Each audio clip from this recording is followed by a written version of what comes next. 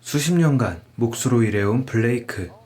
그는 심장질환으로 질병수당을 신청했지만 담당 직원은 이야기를 그저 빙빙 돌립니다. 역시나 결과는 기각. 이에 그는 전화를 걸고 기다려 간신히 이야기를 전할 수 있었지만 돌아온 건 기계같이 뻔한 공무원의 대답이었죠. 답답해진 블레이크는 직접 구직센터를 찾아갑니다. 하지만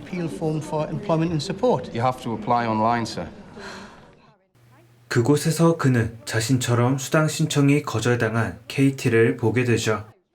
쫓겨날 처지에 놓인 KT를 보고 블레이크는 목소리를 내지만 두 사람 모두 사이좋게 쫓겨나는 결말만이 기다리고 있습니다. 그래도 이 만남이 계기가 되어 블레이크는 KT의 집까지 찾아가 변기를 고쳐주기까지 합니다. 그리고 떠나기 전 자신의 번호와 함께 약간의 돈을 남기기도 하죠. 처음 시도는 실패했지만 블레이크는 다시 구직센터를 찾습니다. 직원의 도움을 받아 컴퓨터로 수당을 신청하려는 블레이크. 모르는 부부는 주변의 젊은 사람들에게 물어서 채워갔지만 결과는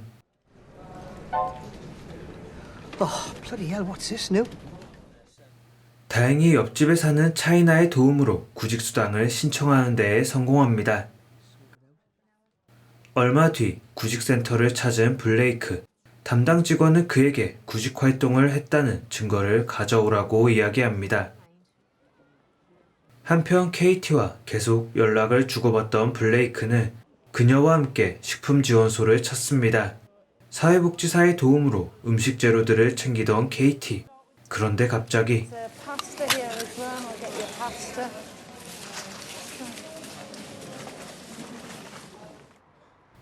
수당 신청이 계속 거절당한 블레이크의 형편도 크게 다르지 않습니다. 이제는 섬뜩한 경고문처럼 날아오는 공과금 독촉 고지서. 하지만 KT의 상태는 더 심각했습니다. 이를 써주는 데가 없자 도둑질에까지 손을 대게 된 그녀.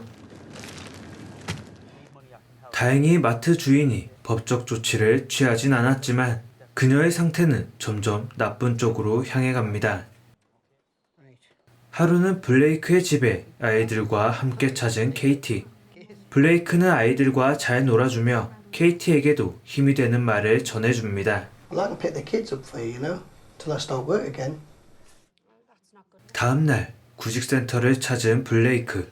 하지만 담당 직원은 그의 구직 활동이 충분하지 않다며 제재를 가하기로 합니다. 상황은 어려운데 지원금을 받을 가능성도 사라지자 그는 최후의 보루였던 집안 살림살이들을 처분합니다. 한편 KT는 딸인 데이지가 가난해서 놀림을 받았다는 이야기를 듣게 됩니다. 그러자 그녀 또한 최후의 선택을 하게 되죠. 가난을 이유로 바닥도 없는 지하를 향해 끝없이 침전하고 있던 블레이크와 KT.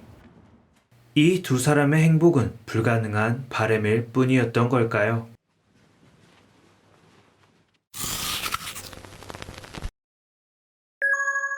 영화 속 주인공이라 할 수 있는 인물은 블레이크와 KT입니다. 이들은 이렇다 할 인연은 없었지만 구직센터에서 수당을 받기 위해 우연히 만났던 걸 계기로 친분을 쌓아가게 되죠.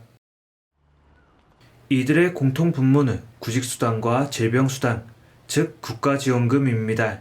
각자의 이유로 생계에 어려움을 겪던 이들은 상황을 헤쳐나가기 위해 국가로부터 지원을 받고자 합니다. 편법으로 돈을 받으려는 것도 아니고 여태 열심히 일하며 세금을 내왔던 국민으로서 당연한 권리를 행사하고자 했던 거죠. 하지만 이들은 이 과정에서 상처를 받습니다. 약간 늦었다는 이유로 심사에서 제외당하는가 하면 IT 기기 사용이 서투름에도 이를 전혀 고려하지 않은 방법에 서류 제출을 요구받기도 합니다. 다행히 주인공들은 이런 방해 공작에 쉽게 무너지는 사람은 아니었습니다. 그래서 끈덕지게 고용센터를 드나들며 수당을 받을 수 있도록 노력해 나갑니다. 그럼에도 이들의 상황은 악화되기만 합니다.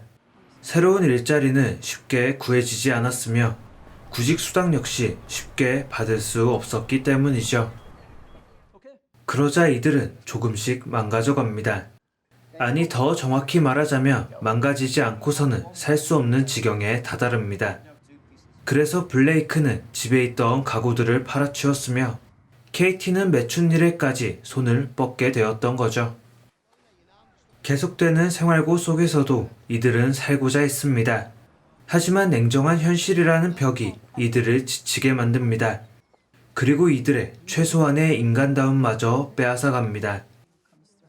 블레이크는 쳇바퀴 돌듯 강요되는 구직 활동에 염증을 느끼며 자신의 처지를 비관하게 됩니다. KT 역시 절도와 매춘일에 손을 대기도 하고 굶주림에 지쳐 식품지원소의 통조림을 허겁지겁 먹기도 합니다. 가난은 최소한의 인간다운 삶마저 그들에게서 앗아가 버리고 마지막 남은 자존심까지 빼앗아 버렸습니다. 영화에서 답답함을 자아내는 건 주인공들이 처한 암담한 상황일 것입니다. 그리고 이 답답함을 가중시키는 건 관료주의적인 구직센터 직원의 태도였습니다. 구직센터 직원은 기본적으로 국민의 세금을 월급으로 받게 되는 공무원입니다. 당연히 세금을 낸 납세자를 위해 헌신하고 일하는 게 기본적인 업무 태도여야 할 테죠. 하지만 이들은 그렇지 않습니다. 고의로 행정 절차를 지연시키는 복지부동을 보이는가 하면 수많은 행정 서류를 요구하는 이른바 레드테이프적 태도를 취합니다. 많은 서류 제출에 지쳐 민원인이 스스로 민원을 포기하도록 하는 것이 그들의 최우선 목표인 것처럼 말이죠. 아직 컴퓨터 기기에 익숙하지 않은 노년층 민원인을 대하는 태도는 더 가혹했습니다. 모든 민원 서류를 인터넷 신청으로만 받으며 제대로 된 방법도 설명하지 않습니다. 옆집에 살던 차이나의 말처럼 간단히 출력해줄 수도 있는 일이지만 그들은 그렇게 하지 않습니다. 민원인이 늘어나면 그들의 일도 늘어나기 때문이죠. 그렇게 이들이 민원인의 정당한 요구를 거절하는 사이 이들은 더욱더 깊은 수렁에 빠지게 됩니다. 그랬던 이들이 블레이크를 돌아보게 된 건 그가 담벼락에 락커로 낙서를 했을 때입니다. 한 번을 제대로 상대해주지 않았던 블레이크가 분노의 낙서를 하자 이들은 곧장 경찰을 부릅니다. 그렇게 늑장을 부리고 일처리를 거부하던 이들도 자신의 발등에 불이 떨어지자 황급히 조치를 취했습니다. 즉 이들이 블레이크와 KT의 손을 뿌리친 건 단순히 일이 많아서는 아니라는 의미였겠죠. 영화 속 블레이크는 아주 성실하게 살아온 사람입니다. 그가 가난의 구렁텅이에 빠지게 된 건 부인이 투병을 하다 목숨을 잃는 바람에 많은 병원비가 들어갔고 자신 역시 심장질환을 앓으며 일시적으로 일이 끊겼기 때문입니다. 하지만 40년간 근면하게 일하며 세금을 바친 블레이크에게 돌아온 건 싸늘한 무관심이었습니다. 노동을 할 때는 꼬박꼬박 세금을 받아가더니 정작 필요한 순간에 국가는 그를 버렸습니다. 공무원들이 관료제적 형식주의에 얽혀 일을 미루는 동안 그는 조금씩 죽음과 가까워졌던 거죠. 그의 항의는 그래서 눈물겨웠습니다. 완전히 추락해버린 그는 담벼락에 항의하고자 하는 내용을 적는데 여기서 중요한 건 영화 제목처럼 그의 이름을 쓴 부분입니다. 블레이크는 컴퓨터 속 숫자 몇 개와 등록번호로 불리길 원치 않았습니다. 그는 인간으로서 존엄을 지키고자 했으며 언제나 따뜻한 이웃이었습니다. 하지만 국가는 그를 구직수당을 받지 못해 행패나 부리는 민원인으로 대했습니다. 센터에 찾아오면 조금이라도 빨리 그를 돌려보낼 궁리를 하는 것처럼 행동했으니 말이죠. 그런 직원들과 국가의 행태에 대해 블레이크는 고발하고자 했습니다. 아니 적어도 자신을 인간답게 대해주기를 바랬습니다.